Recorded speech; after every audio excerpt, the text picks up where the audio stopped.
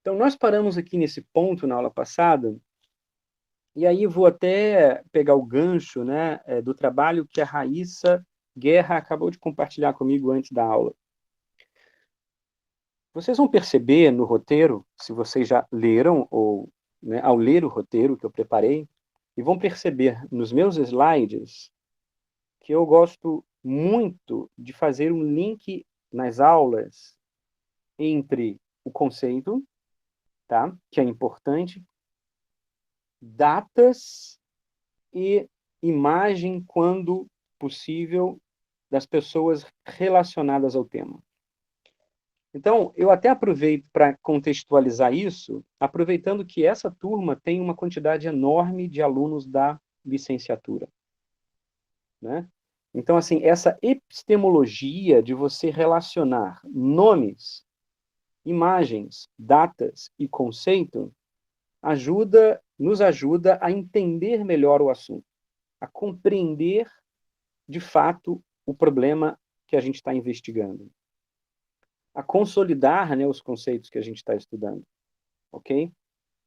Então vocês vão perceber que o meu material ele sempre traz, né, essas relações, é, não só textuais, mas também de imagem, para nos ajudar a entender o problema. E o importante aqui é realmente nós entendermos e não nós decorarmos, ok? Então nós estamos aqui compartilhando, eu estou compartilhando com vocês, primeiro, uma frase acima aqui, que eu não quis traduzir, nem a frase e nem a descrição a respeito de Max Planck, para manter o texto original. Então, esse é um trecho do livro do Macquarie, de Química Quântica, em que ele diz que os eventos que ocorreram ali no início do século, né, passado, século XX, eles chocaram, né, o mundo, chocaram assim a ciência de um modo geral. Nós estávamos, se vocês lembrarem, falando na aula passada, nós tínhamos levantado essa questão aqui.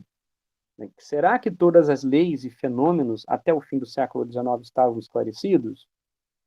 E nós vamos justamente adentrar no problema na aula de hoje que não estavam, embora muitos, na época, acreditavam que sim. Porque, como eu já mostrei para vocês, nós tínhamos lá a lei da física clássica muito bem estabelecida, a lei do eletromagnetismo estabelecida, e Ludwig Boltzmann havia também estabelecido no século anterior os princípios fundamentais da termodinâmica estatística ou mecânica estatística. Então, esse cara, o Max Planck, tá? Ele é um ícone, um personagem importante nessa transição.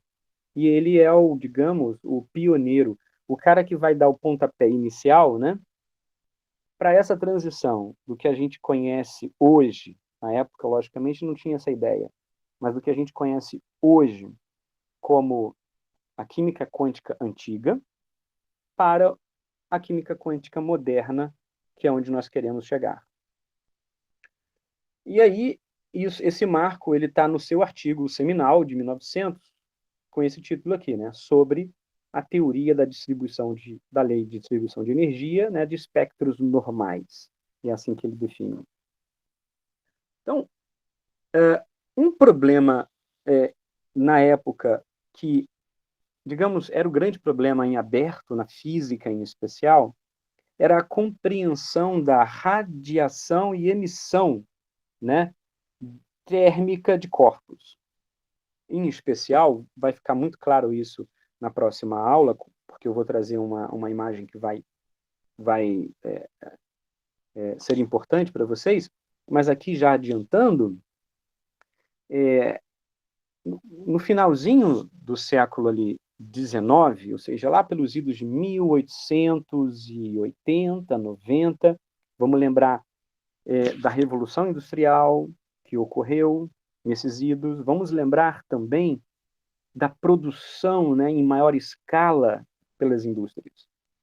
E uma das coisas assim que fervilhou essas décadas do final do século XIX foi justamente a produção em grande escala de diferentes tipos de filamentos de metal, filamento, por exemplo, de tungstênio, platina e outros filamentos, para lâmpadas, tá? Que tinham o princípio justamente da emissão térmica, emissão de luz, né, desses filamentos. Então, primeira coisa, o que seria um corpo negro? Primeira coisa corpo negro é um objeto que não existe, é um modelo. Seria um objeto capaz de absorver toda energia, toda a luz, tá? Então, um corpo negro teria essa capacidade, e aqui nesse desenho aqui, nós fazemos, né, a construção desse modelo como um objeto com um orifício, tá? Capaz, então, de receber a radiação incidente, tá? E esse objeto, ele é oco por dentro. Então, imagina um objeto oco, tá? Cujas paredes são capazes de refletir essa energia incidente. Então, uma vez que a radiação incida e passe por esse orifício, essa parede ela reflete, né, essa radiação em todos os sentidos, né? E nós temos nesse objeto uma espessura aqui, digamos, isolante, que isola e não permite, né, que essa energia absorvida seja dissipada para a vizinhança, para o meio externo. Então, você consegue concentrar uma quantidade de energia, né, digamos, do ponto de vista ideal e que infinita, ou seja, quanto mais energia incide, mais armazenamento de energia, né, reflectância aqui dentro é acumulada.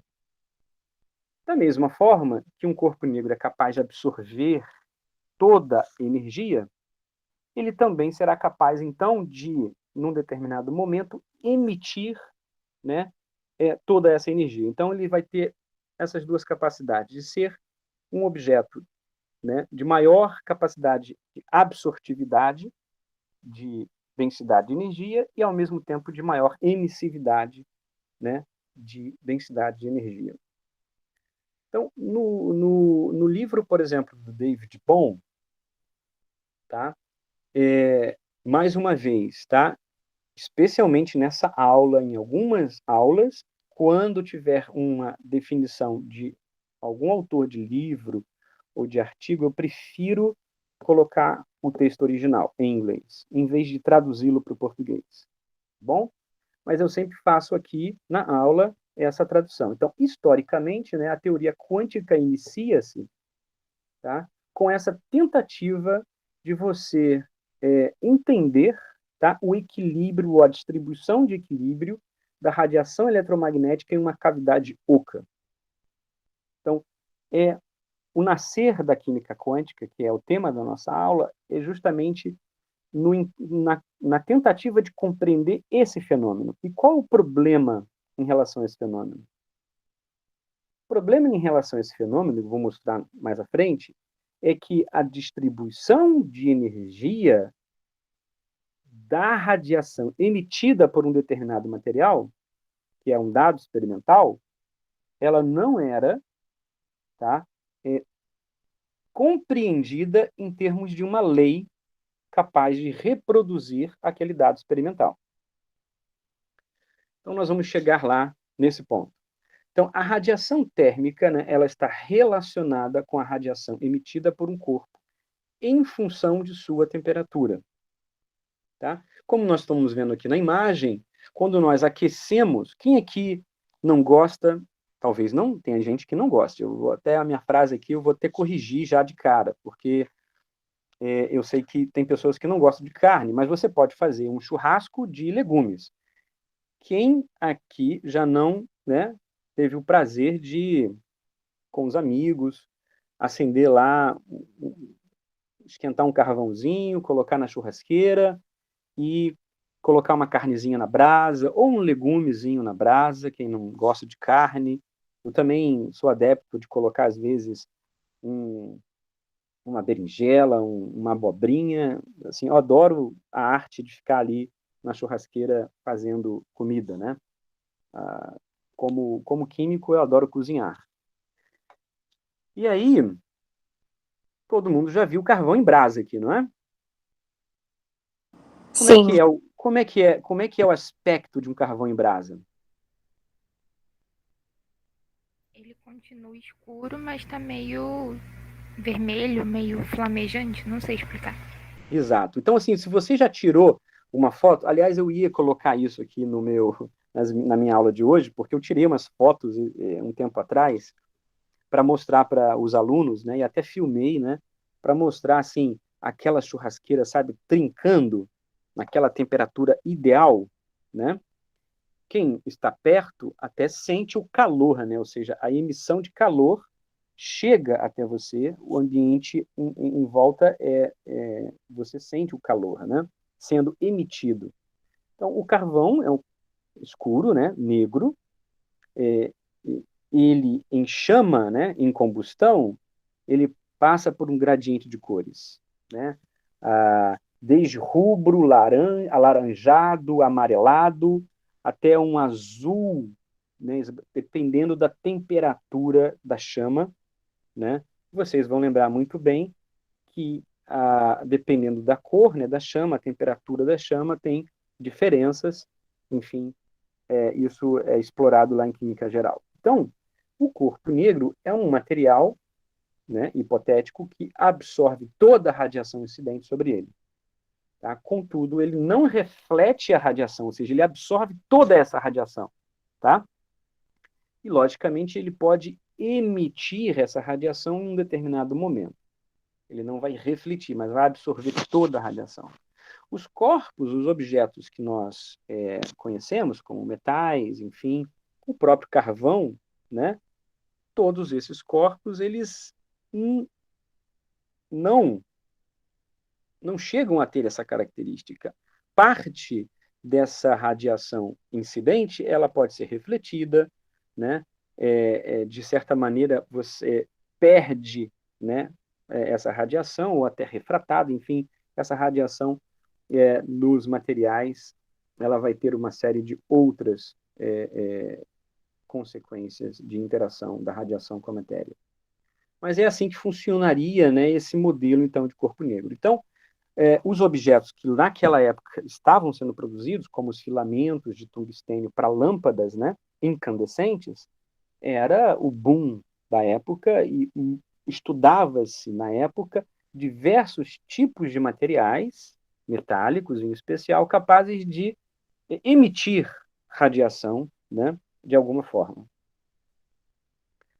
Então, algumas declarações importantes, e agora a gente vai fazer um apanhado histórico para entender o problema, ok?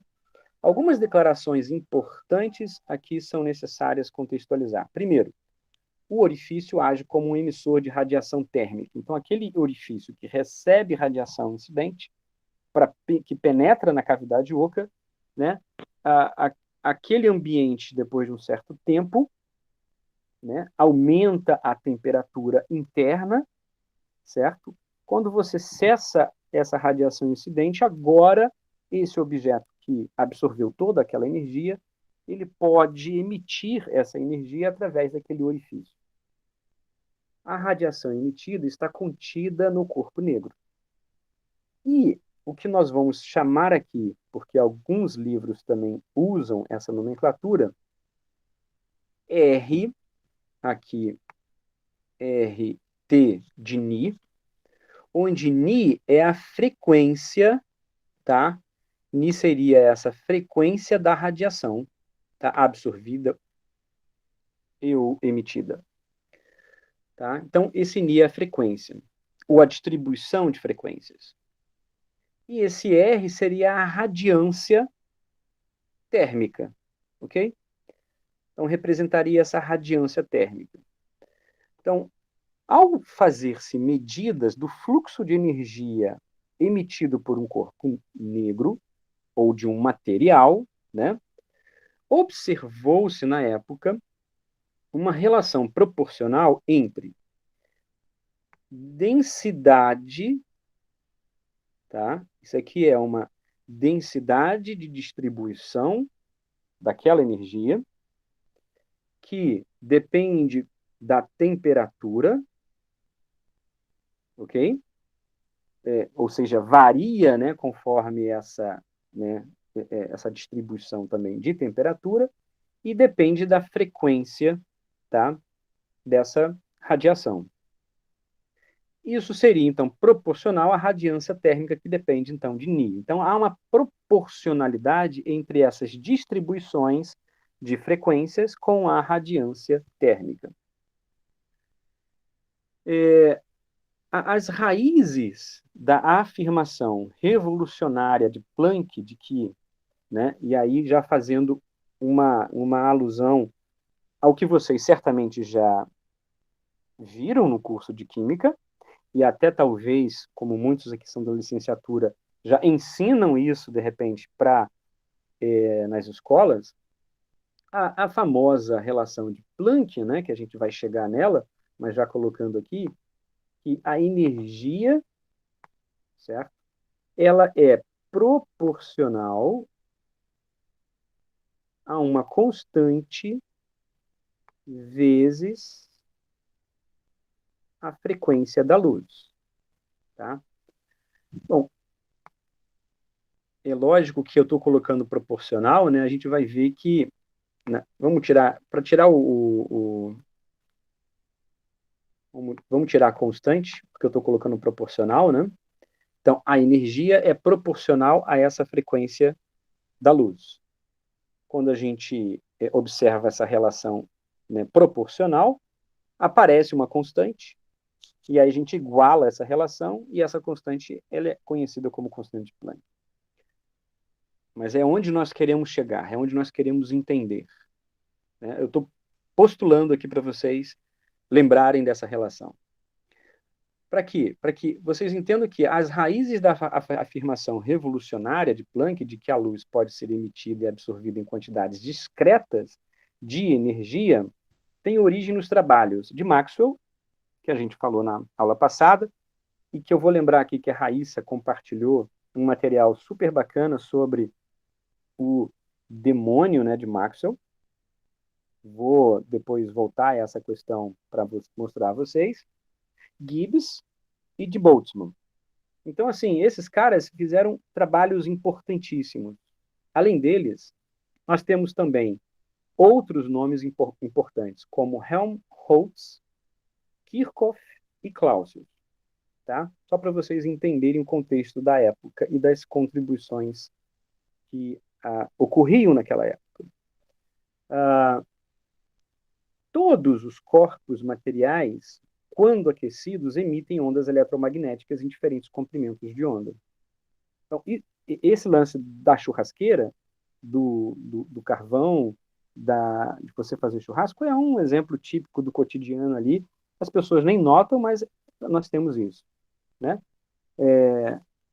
A própria lâmpada, né, é um outro exemplo disso, em especial as antigas lâmpadas incandescentes de filamentos de metal. Estas ondas não são afetadas por nossos olhos, mas absorvidas por nossa pele, por exemplo. Tá? E aí, as questões abertas da época são as seguintes. Primeiro, o eletromagnetismo havia previsto que a luz teria uma velocidade fixa, independente da velocidade do referencial do observador. Certo?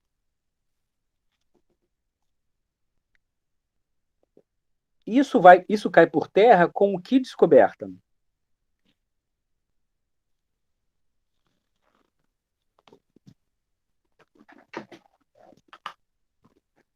Vamos ver se vocês estão feras na questão das questões abertas na época e que foram resolvidas. O eletromagnetismo havia previsto que a luz teria uma velocidade fixa, independente da velocidade do referencial do observador.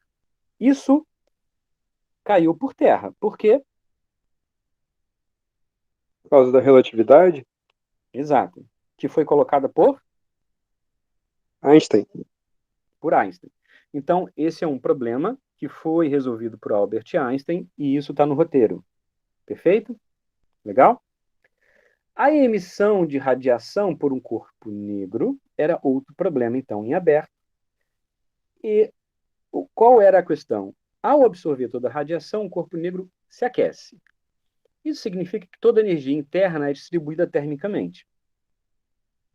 Tal distribuição de densidade de energia não estava esclarecida pelas leis clássicas, ou seja, as leis do eletromagnetismo clássicas não conseguiam reproduzir, como eu disse, as distribuições térmicas de um determinado material. Os dados experimentais não eram interpretados por uma lei clássica na época. E vocês vão entender o que eu estou dizendo pelo seguinte: o que nós fazemos, o que a ciência faz, né? Em toda a história da ciência. Nós observamos a natureza, os fenômenos. Então, digamos aqui, as leis termodinâmicas que a gente aplica desde o início do curso de Química, a lei de Boyle, a lei de Gay-Lussac, enfim, cada uma das leis termodinâmicas, elas foram, né, concebidas a partir de dados experimentais. Então, o que o experimentalista, o químico fez, ou o físico, ele mediu a variação de volume com pressão e observou essa relação aqui, ó, que vocês estão vendo nesse gráfico, à esquerda. Fazendo-se várias medidas de volume e pressão em diferentes temperaturas, chegou-se nessa relação que vocês veem aqui nesse gráfico, que são essas isotermas, né? Cuja relação proporcional é de PV igual a nRT. Então, chega-se a essa equação, que é a equação, então, da lei do gás ideal, a partir de medidas experimentais. Logicamente que essa relação PV igual a nRT, que é a equação geral, ela é construída através de outras medidas experimentais que geram essa lei. Que, tornando-se lei, significa que o quê? Todos os corpos naquela escala e naquelas condições termodinâmicas obedecem a essa relação matemática, onde, né, N, número de mols, R é a constante real dos gases e aqui temperatura. E assim ocorre com todos os outros fenômenos observados na natureza, onde nós tentamos encontrar uma relação matemática que explique aquele fenômeno. Então, isso que estava acontecendo para a distribuição de energia dos corpos materiais. Então, quais foram as tentativas? Em 1859, Kirchhoff ele provou que a radiação emitida, aquela radiância térmica, dependeria apenas da temperatura absoluta e do comprimento de onda lambda, aqui tinha que ser o símbolo, ficou dessa forma, da radiação emitida. Então, essa foi a primeira constatação. Na sequência, observem aqui, Kirchhoff, ele era um experimentalista, foi um experimentalista, ele observou essa relação a partir dos dados experimentais, e o que Stefan vai fazer é continuar essa investigação, e ele vai propor essa relação aqui abaixo, ou seja, a radiância ela vai ser igual à integral dessa radiância em função de lambda, do comprimento de onda, d lambda, que é proporcional a uma constante de proporcionalidade, aqui sigma, vezes a temperatura elevada a 4. Né? Então, essa relação matemática ela foi concebida por Stefan fazendo investigações experimentais da emissão de radiação por corpos materiais, diferentes corpos materiais.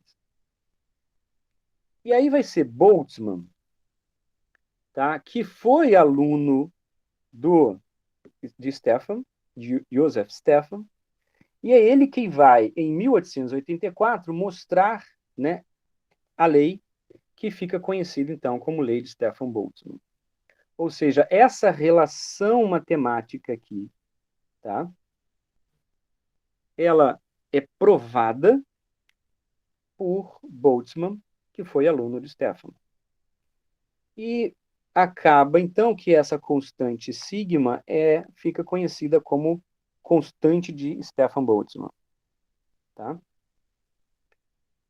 Outro cara, Wien, tá? Então, Willmann Wien, ele propõe essa relação aqui abaixo, e essa relação proposta por ele, que também relacionava essa radiância com o comprimento de onda da radiação, falhava na região do infravermelho. Então, se nós pegarmos o espectro eletromagnético, essa lei proposta por Wien, ela falhava nessa região do espectro eletromagnético. Mas o próprio Wien, ele vai observar o seguinte, que nos experimentos que haviam sido feitos antes por Stefan e que Boltzmann faz a sua relação, né, causal dependente de PA4, ele vai observar o seguinte. Então, vendo aqui em X, nós temos as frequências das radiações em Hertz. Então, isso aqui é frequência da radiação emitida por um corpo, por exemplo. Então, esse gráfico é um gráfico de radiância espectral de um emissor, tá? De energia em diferentes frequências. E observem aqui, em Y, a radiância que vai ser medida para cada temperatura. Então, nós temos uma distribuição dessas energias, tá? Em cada uma dessas temperaturas. Então, aqui no caso, uma temperatura de 1000 kelvins, 1500 kelvins e aqui 2000 kelvins. Ok? Estão conseguindo enxergar isso no gráfico? Sim. Perfeito. Observe que cada distribuição dessa tem um máximo. Esse máximo está representado aqui por essa linha tracejada, tá? Então, nós temos um máximo aqui nesse ponto, para a distribuição de 1000 kelvins. Nós temos um máximo aqui nesse ponto, para a distribuição de 1500 kelvins. E um outro máximo aqui nesse ponto. Ok? O que ele vai observar, tá, nos dados experimentais, é que, para diferentes temperaturas, os máximos possuem uma relação linear. Tá?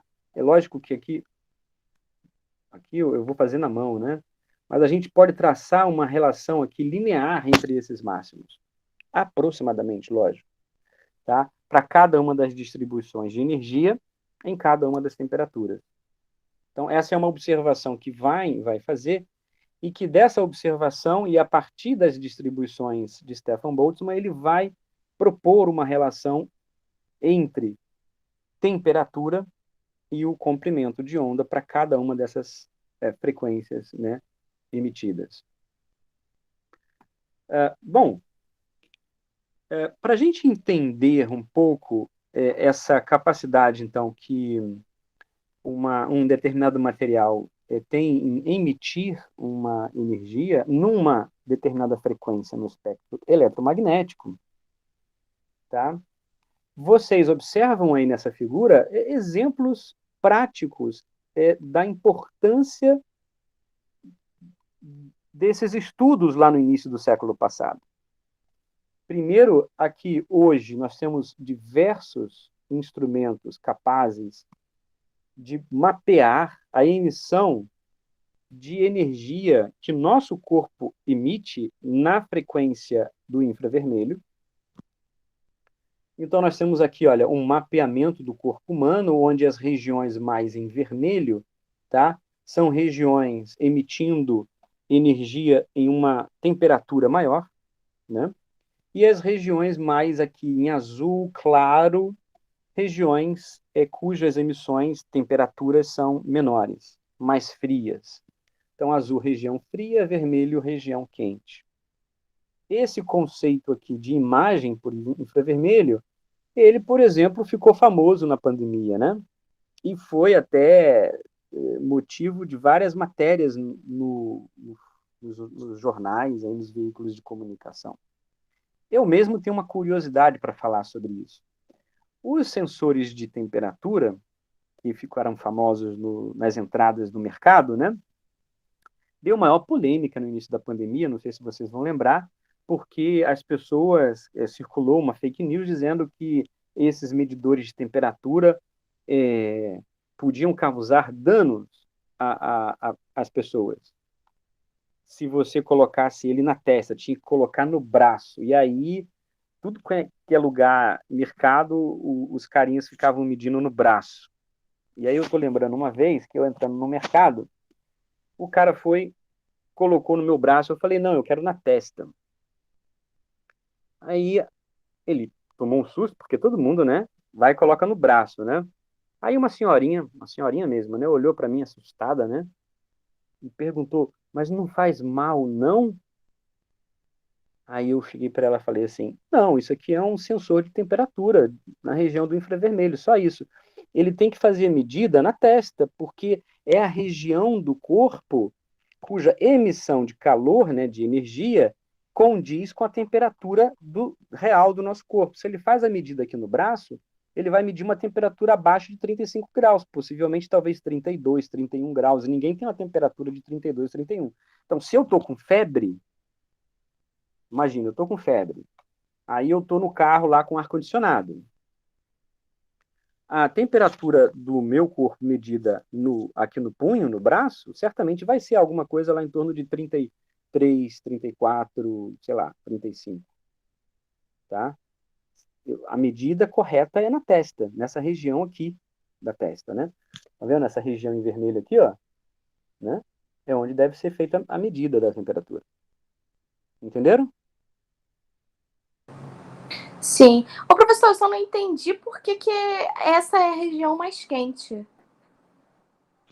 Essas regiões aqui, elas são as regiões mais quentes do corpo, justamente por conta da troca e do fluxo intenso, né, de sangue. Então, o nosso, aqui nessa região, tá vendo, do coração também, é em vermelho, né? Aqui embaixo, possivelmente da axila, onde a gente media com as temperaturas de mercúrio, né, termômetros de mercúrio. Então, essas regiões aqui, por serem regiões de passagem de fluxo intenso de fluido no nosso corpo, né, são as regiões de maior emissão nessa região do infravermelho, tá? Ah, tá. Então, as regiões de extremidades, pontas, né, dos dedos, ponta dos braços, dos pés, são as regiões mais frias, ok? Professor, posso fazer uma outra observação também? Sim. É que, assim, nunca fez muito sentido para mim associar o vermelho a uma cor quente, porque se a gente for olhar lá no espectro, né, a gente vai ver que o vermelho tem comprimento de onda maior do que o azul, né? Ótima observação. Então, vamos lá, olha só, perceba aqui o seguinte, a convenção para o infravermelho é de que o azul aqui representa a região fria e o vermelho a região quente. Ok? Sim. Agora, em escalas de imagens astronômicas, como vocês vão vendo aqui à direita, estão vendo à direita aqui agora? Aham. À direita são imagens de corpos celestes. Então, nós temos aqui desde o visível a infravermelho próximo, até radiações na região do infravermelho próximo e raio-x. Essas aqui são radiações de fato do espectro eletromagnético observadas no espaço de corpos celestes. E a convenção aqui é a convenção correta, onde azul representa maior energia e vermelho menor energia. Ok? Tá, esses corpos, eles foram observados na região do visível, é isso? E todos esses corpos aqui, eles foram observados em diferentes regiões do espectro. Aqui, na imagem, talvez no slide não está legal para vocês verem, nós temos aqui uma imagem acima que seria na região do infravermelho próximo, aqui abaixo visível, aqui raio-x e diferentes outras regiões do espectro eletromagnético. Ô, professor, Hum. mas esse daí, que tá os pilares da criação, né? Ele foi visto a primeira vez em 95 pelo Hubble, não é? Não foi na região do infravermelho? E esse específico aí que você está citando, sim, mas assim, os corpos celestes que são observados, eles são observados em diferentes escalas, em Tá. diferentes regiões do espectro Entendi. eletromagnético. Hoje, mapeia-se o espaço em diferentes regiões do espectro eletromagnético. Tá? As recentes, por exemplo, né, imagens que foram assim imagens que trouxeram à luz, que era uma pergunta que nós tínhamos, né? À luz, que de fato, né, o buraco negro, certo? Existe, ou seja, a teoria do buraco negro, né, é verdadeira e que culminou no Nobel em física, né? Essas imagens, elas estão em diferentes escalas do espectro eletromagnético, em diferentes regiões. Ok? Sim, sim. E aí, na convenção da astronomia, até estávamos falando sobre isso, não é, Raíssa? Uhum. Na convenção da astronomia, tá? Azul representa maior energia e vermelho menor energia. Uhum. Tá? Agora, na convenção da leitura de imagem de infravermelho, especificamente de infravermelho, Então é especificamente de infravermelho.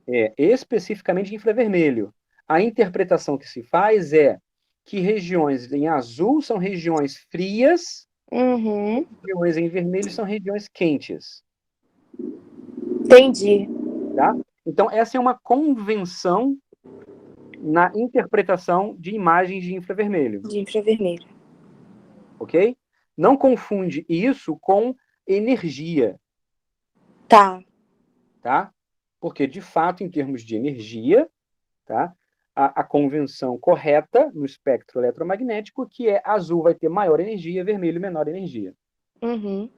Isso tem que estar claro para vocês. Perfeito.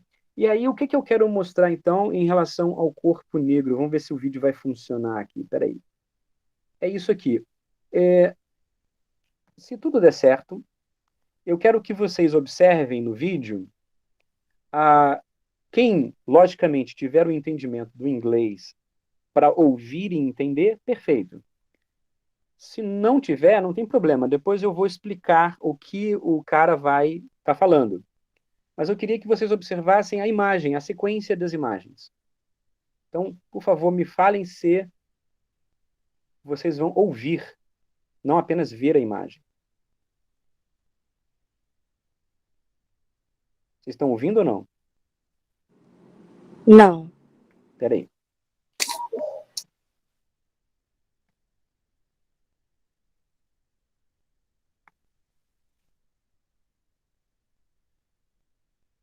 Estão ouvindo?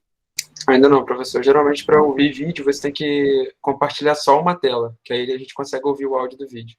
Tem que tirar compartilhamento de todas as telas e colocar uma só. Será? Espera aí. Vou tentar de novo.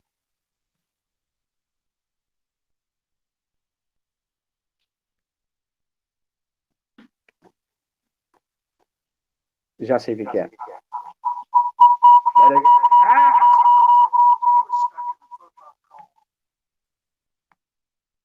Peraí, eu já sei o que é. É que eu estou compartilhando no meu laptop. E eu tenho que fazer isso aqui, ó.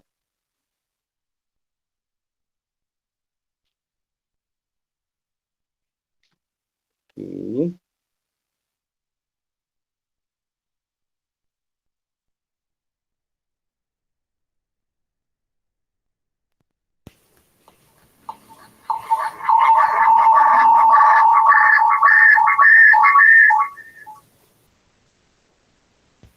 Vocês estão me ouvindo? Sim, sim. E agora estão ouvindo o vídeo?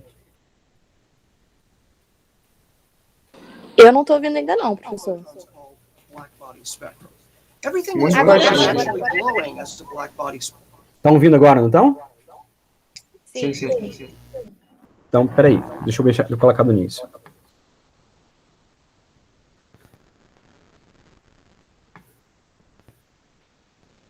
Hot solids emit a continuous spectrum of photons called a blackbody spectrum. Everything in this room is actually glowing as a blackbody spectrum. You just can't see it at visible light, but you could see it if you switch to infrared light. This is blackbody radiation, but it's been shifted to the infrared, where the peak is. If I want to look at this in visible light, I would have to heat the rod up. I can do that with a torch.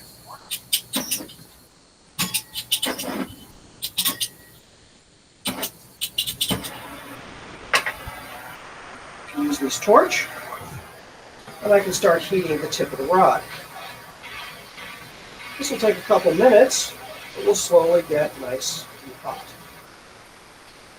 So the metal here should be getting warmer and warmer. We don't see anything in visible light, but in thermal infrared, it's already started lighting up. Now we'll start seeing a little cherry red glow begin on the rod.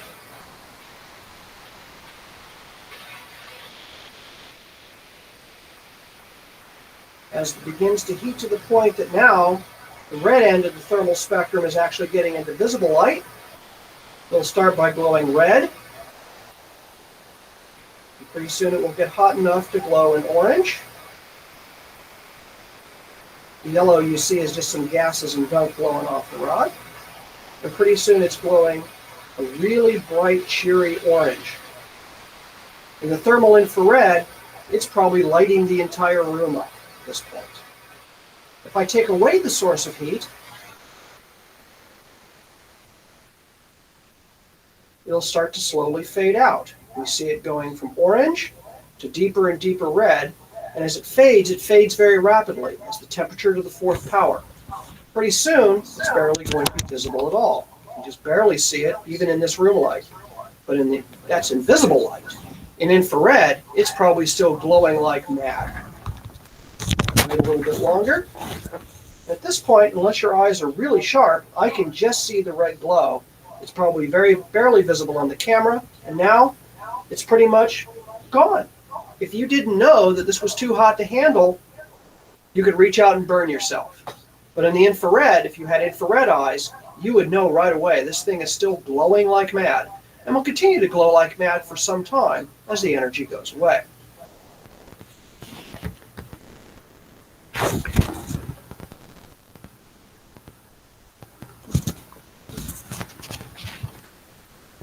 E aí, vocês entenderam? Deixa eu passar aqui agora para o meu laptop, peraí.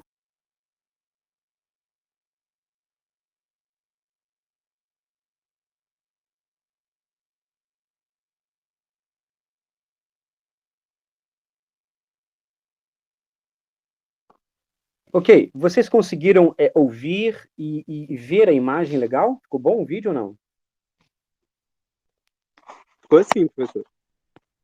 Legal. Vocês vão poder assistir o vídeo N vezes depois, com calma, com pausado, inclusive, lá tá no material da disciplina no Classroom, tá?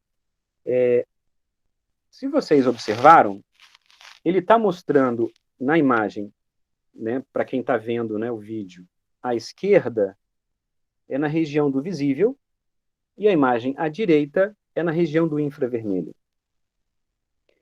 Ele aquece um material, certo? Um metal, com uma chama de altíssima temperatura, portanto, um emissor, né, uma radiação, né, térmica em altíssima temperatura, frequências de alta energia, e ele passa, então, a aquecer aquele material, e aí, ao passo que na imagem à direita, no infravermelho, você enxerga, né, o material sendo aquecido, você consegue ver a imagem do material aquecido, enquanto que na câmera escura, no visível, nada se vê, nada se enxerga. Isso ficou claro para vocês?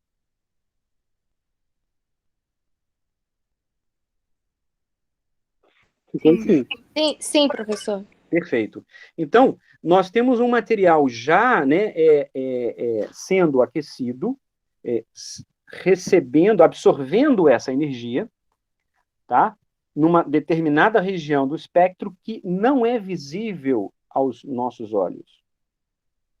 E esse material ele vai aparecer na região do visível, a cor primeiro vermelho, depois passa ao laranja, né, ao laranja intenso, amarelo, ou seja, nós estamos justamente no que nós estávamos conversando agora a respeito do espectro eletromagnético em regiões de menor energia para regiões de maior energia, passa a ser visível à esquerda, né, até que ele cessa a emissão de radiação, portanto, o corpo deixa de receber radiação incidente, e o que vai acontecer?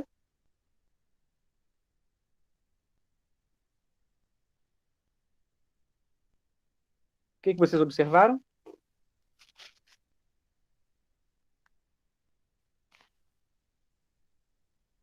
Por favor.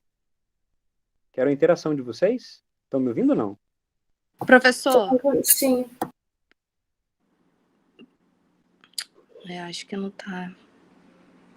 Congelou para vocês aí? O que foi? Professor? Alô? Sim, estou ouvindo. Aqui começou a chover muito. Eu acho que minha conexão. Você tá travando, mas eu acho que é a minha conexão. Vocês estão me ouvindo, pessoal, ou não? Não, eu aqui estou ouvindo tranquilo. O meu tá normal. Beleza, então eu queria fazer uma pergunta para vocês. Quando ele cessa, né, o aquecimento do material, o que vocês observaram depois disso? Que ele continua ele continua emitindo alguma coisa. O material agora passa a emitir, né, energia, radiação, certo? E ao emitir, o que acontece com ele? Ele vai Esfriar. Ele vai esfriando, exato, ele vai esfriando, ele vai perdendo, né, energia. Então você vê o desaparecimento daquela cor que era visível, mas o corpo continua com uma certa temperatura e aquecido, porque a gente consegue ver isso no infravermelho, não é? Sim. Só que não na região do visível. Então você não consegue enxergar o material, mas ele ainda tem energia sendo emitida, que fica claro que é na região do infravermelho. Por isso que a gente não enxerga no visível. Então é radiação no infravermelho, não mais no visível. E até ele brinca, né, que se nós não tivéssemos, se nós ali não tivéssemos aquela câmera no infravermelho, para poder você ver uma imagem no infravermelho, né, que é o que muitos hoje, né, usam no exército, né, em guerra, são aqueles óculos noturnos, né, capacidade de você enxergar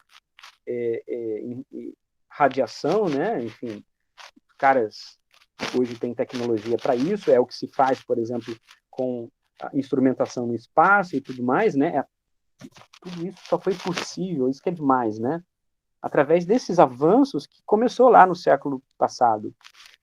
Mas o que eu quero chegar no ponto é que ele brinca, né, que se você não tivesse, você esbarrando nesse corpo, você seria queimado, né, porque ele não é, a radiação dele não é visível. Então, você está numa câmera escura, você não vê, esbarra, né, e se queima, tá? Porque ele não está emitindo radiação mais no visível, e sim no infravermelho. A gente não consegue enxergar. Então, essa é uma das aplicações assim importantes, tá? Do conhecimento que foi gerado com o entendimento da radiação do corpo negro. Tá? E aí, depois, com o avanço para a química quântica moderna, a gente chega até às emissões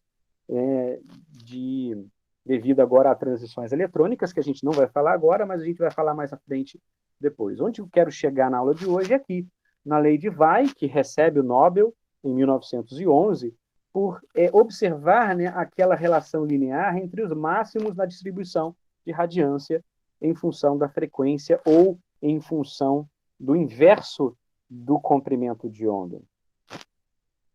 E a constante de Wien está aqui, demonstrada nessa relação. Essa é a relação em que o lambda máximo, tá? Ele se relaciona com o inverso da temperatura, né? E o B aqui seria a nossa constante de Wien. Então, por justamente essa lei, né, que é chamada lei de deslocamento de Wien, que descreve a irradiação de um corpo negro para diferentes temperaturas, é que ele recebe, em 1911, o Nobel por definir, né, essa relação linear, tá bom? Ou inversamente proporcional à temperatura. Bom, e aí, qual que era o grande problema que Planck vai resolver? Esse problema ele ficou por alguns anos conhecido como catástrofe do ultravioleta. Por quê? Porque todos esses caras, e em especial aqui Haley e Jeans, que estabelece essa relação proporcional com a radiância em função do comprimento de onda, eles, ao tentar, né, descrever aquelas distribuições, então vamos lá, como é que é a distribuição? É essa aqui. Então, isso aqui é o dado experimental. Então, estão vendo aqui essa distribuição, ela tem um máximo, né? Então, dependendo da frequência no espectro eletromagnético, isso aqui vai a um máximo e decai a zero. Esse é o comportamento dos corpos. Ok. Isso também é observado aqui por Wien e ele relaciona os máximos da distribuição para cada temperatura. Eu tenho uma distribuição diferente. Aqui indo do vermelho, está vendo para o verde, por exemplo. Mas acontece que, se vocês observarem, deixa eu dar um zoom aqui para ficar bem. Ver se dá. Aqui dá para ver, dá para dar um zoom, tá vendo? Para ficar bem. Opa! Essa relação bem nítida para vocês na tela. Vocês estão vendo aqui que nós temos em X comprimento de onda, agora não mais frequência, lembrando que sempre, né, são inverso, então comprimento de onda inverso de frequência, frequência inverso de comprimento de onda. Então maior comprimento de onda, menor frequência, menor comprimento de onda, maior frequência. Maior frequência, maior a energia. Tá? Então, aqui em X é o comprimento de onda. Em Y, nós temos a densidade de energia espectral. Então, você observe que em comprimentos de onda grandes, a densidade de energia espectral é muito baixa. Conforme nós diminuímos o comprimento de onda, e, portanto, nós aumentamos a frequência, essa densidade de energia ela vai aumentar a um máximo valor e decair a zero. Então, conforme nós diminuímos o comprimento de onda, ou seja, temos um comprimento de onda tendendo a zero, tá? Ou uma frequência ao máximo, né? Nós temos um comportamento de decaimento a partir de um certo máximo que vai a zero, a densidade de energia. E aí, deixa eu voltar aqui agora para a apresentação. Tentava-se, né, vários tentaram isso, uma lei, uma relação matemática que pudesse descrever esse comportamento aqui. Só que todas as leis, elas davam um comportamento que a energia, ou a densidade de energia, ela ia para infinito na região do ultravioleta. Por isso que chamava-se catástrofe do ultravioleta, ou seja, essa relação ela não ia a um valor máximo e decaía a zero. Ela sempre aumentava e ela divergia justamente na região ali próxima do ultravioleta, ou seja, ela se ajustava muito bem próximo da região do visível, então infravermelho visível, mas ela falhava na região próxima do ultravioleta, e por isso ela ficou conhecida como catástrofe do ultravioleta. porque nenhuma das relações explicava o porquê que essa distribuição de energia ela tinha um valor máximo e decaía a zero quase que exponencialmente, como vocês observam no gráfico. Isso fica muito fácil vocês enxergarem por meio desse gráfico que eu vou mostrar para vocês, dessa animação. Eu acho que isso fica bem nítido, né? Estão vendo aí? Sim.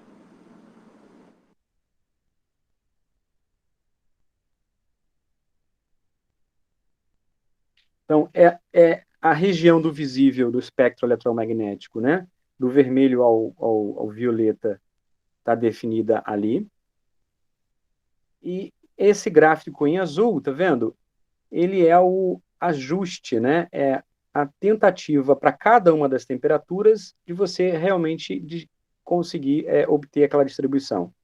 Então, essa é a lei de Planck para a radiação do corpo negro. Então, você observa que a lei de Planck ela consegue justamente capturar para cada temperatura essa distribuição, ou seja, esse máximo e o decaimento a zero, em regiões de comprimento de onda tendendo a zero. Tá? Então, o que vocês estão vendo aí é em Y a densidade de energia, em X o comprimento de onda em nanômetros, e em azul a curva que reproduz para cada temperatura a lei que Planck consegue, então, interpretar, né, e descrever os dados experimentais.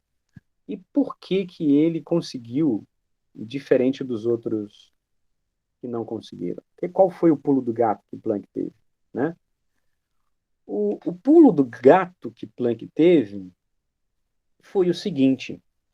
Ele observa aqui, eu vou destacar para vocês a importância que nós temos que ter em ler e entender o que os outros fizeram. E foi isso que Planck observou. Planck, ele mergulhou nos trabalhos de Boltzmann a respeito da distribuição das energias, né, a nível de partículas, né, de distribuição de energia das partículas num determinado material. Então, a mecânica estatística que foi postulada, né, a termodinâmica estatística que foi postulada por Boltzmann, vai descrever, do ponto de vista estatístico, os fenômenos a nível microscópico, né? E as leis eletromagnéticas eram leis clássicas, que descreviam os corpos macroscópicos. Então, Planck, sabiamente, olhou as duas leis de uma forma peculiar, né? Primeiro, para vocês entenderem o raciocínio, tá? Logicamente que hoje, com o nosso entendimento, a gente pode colocar dessa forma, mas vamos colocar aqui para vocês entenderem o que se passou na cabeça de Planck. Tá? No modelo ideal, né, de níveis energéticos, a gente estabelece que a diferença entre os níveis, no modelo ideal, é igualmente espaçada. Então, as partículas são distribuídas nesses níveis, tá? Dependendo da temperatura. Então, em temperaturas muito, muito baixas, a tendência é que as partículas estejam distribuídas em níveis de mais baixa energia. Conforme nós elevamos a temperatura do material, essas partículas tendem a passar a níveis energéticos maiores, a visitar e serem distribuídas em níveis de maior energia. Tá? Isso fica claro na cabeça de vocês? Em relação à dependência de distribuição dessas partículas nos determinados níveis energéticos, ok? Veja, não tinha-se na época Planck essa ideia de nível de energia. Tudo era, na verdade, um contínuo. Só que, segundo a distribuição de Boltzmann da mecânica estatística, as partículas elas ocupavam determinados níveis de energia diferentes a depender da temperatura. Isso já se sabia, ok? Ok. Perfeito. Ok. Então, no pensamento clássico, tais osciladores, eles poderiam ter qualquer energia. Mas, segundo Planck, não. Ou seja, na física clássica, posição, momento, energia podem assumir um contínuo de valores.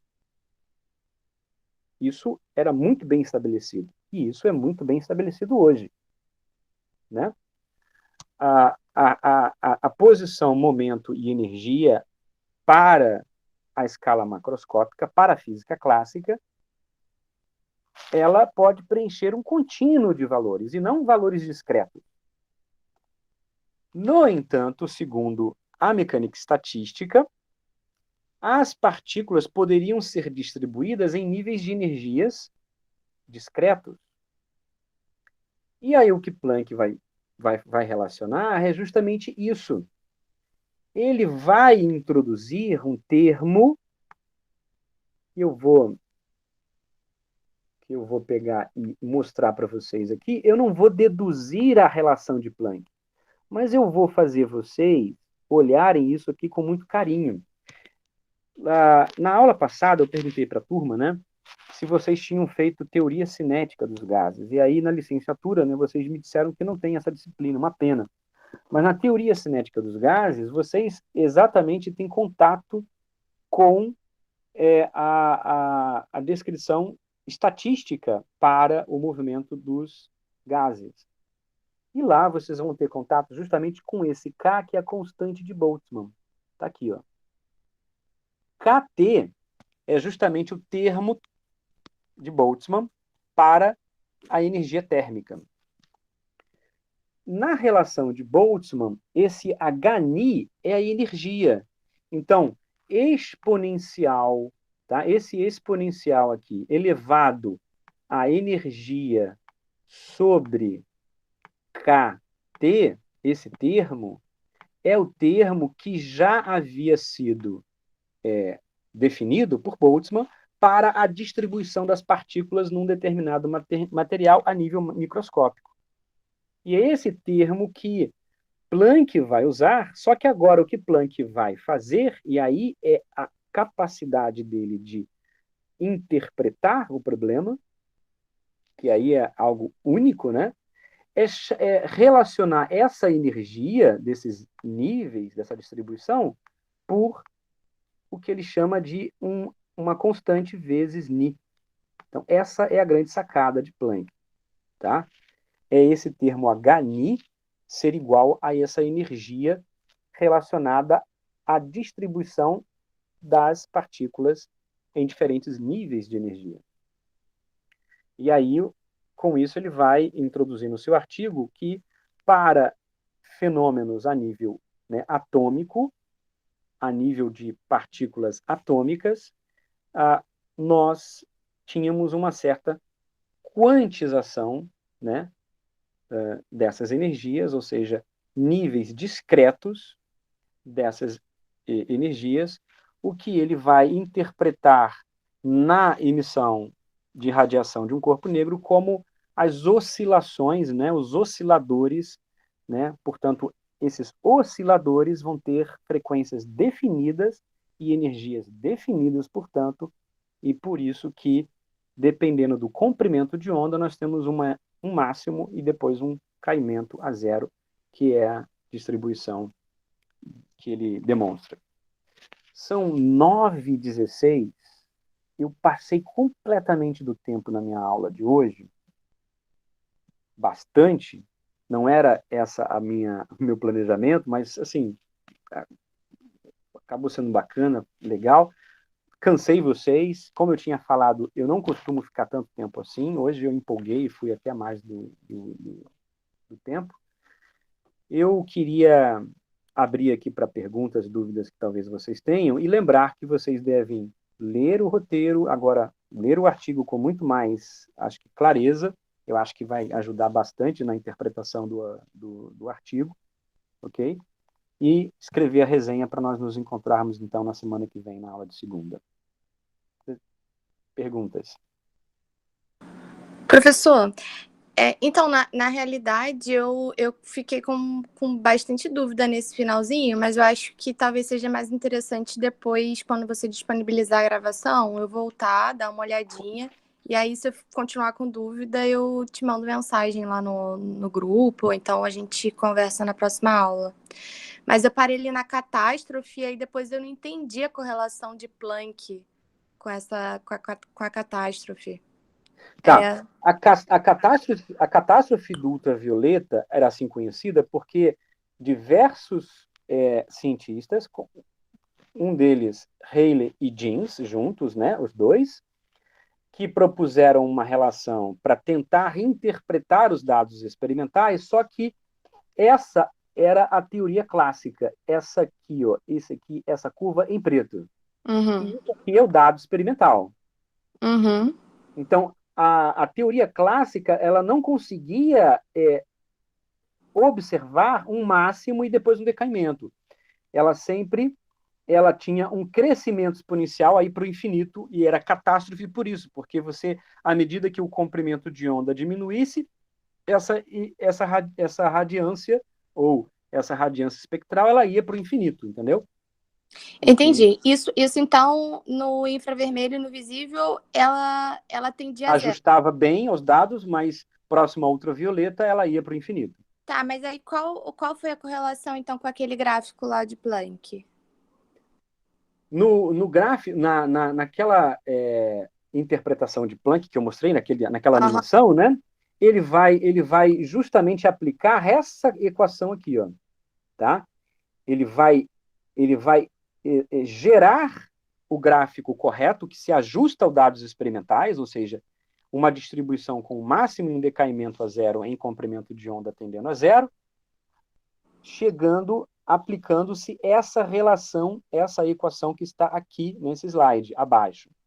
E essa equação, ele introduz um termo que nenhuma das outras relações anteriores alguém havia implementado, que é essa dependência de exponencial Hν sobre Kt. Uhum. Tá?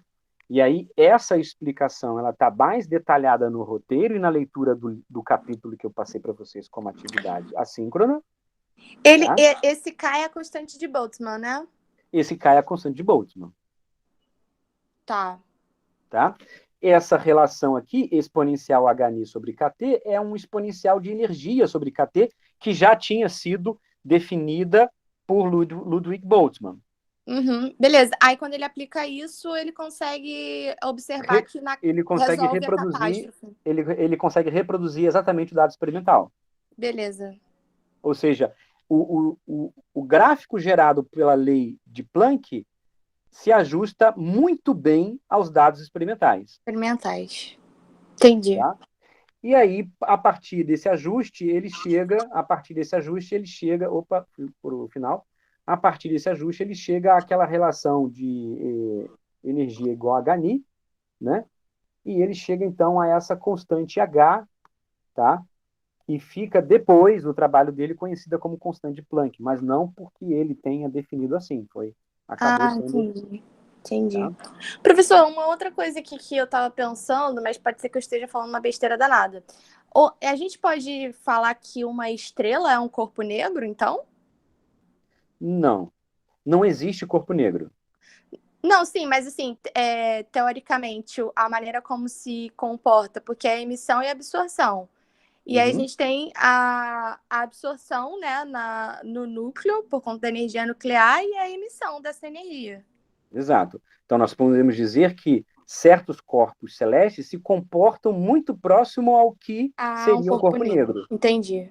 Então, a frase correta é essa, não que uma estrela é um corpo negro. É um corpo negro, tá. Nenhum objeto, nenhum corpo, até hoje, né, tem as características de um corpo negro. Tá? O corpo negro ele é assim chamado, black body, justamente por isso, porque a gente entende, né, da física que um objeto, né, escuro, ele é capaz de absorver toda a energia. Ok? Ok. Né? O que é o preto, né, o escuro? Absorve todas as outras cores. ele absorve todas né, as outras cores do espectro eletromagnético. Então, a composição de tudo isso não tem cor, né? Uhum. Entenderam? Perfeito? Sim, sim. Obrigada, professor. Daí vem a radiação do nome radiação do corpo negro. Pessoal, alguma outra pergunta, alguma outra dúvida?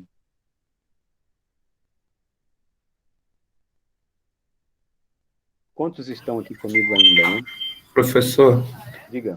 eu tenho uma dúvida. Diga, Marcos, como é que você tá, cara? Tudo bem. Eu Boa noite. já estava sentindo falta das suas perguntas, da sua participação.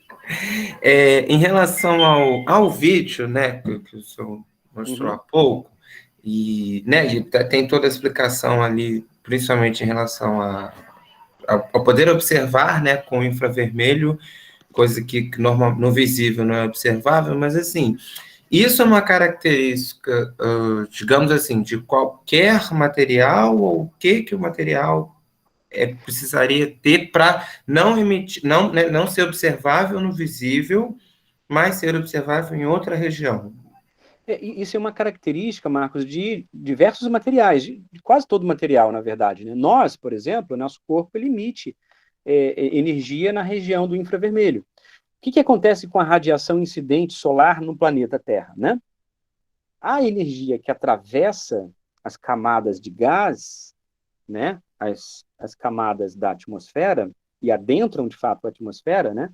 Ou seja, ultrapassam a troposfera e adentram, né, a nossa atmosfera, elas serão absorvidas por diferentes tipos de materiais, ok? Né? Na atmosfera, diferentes moléculas conseguem absorver essa energia. Por exemplo, quais?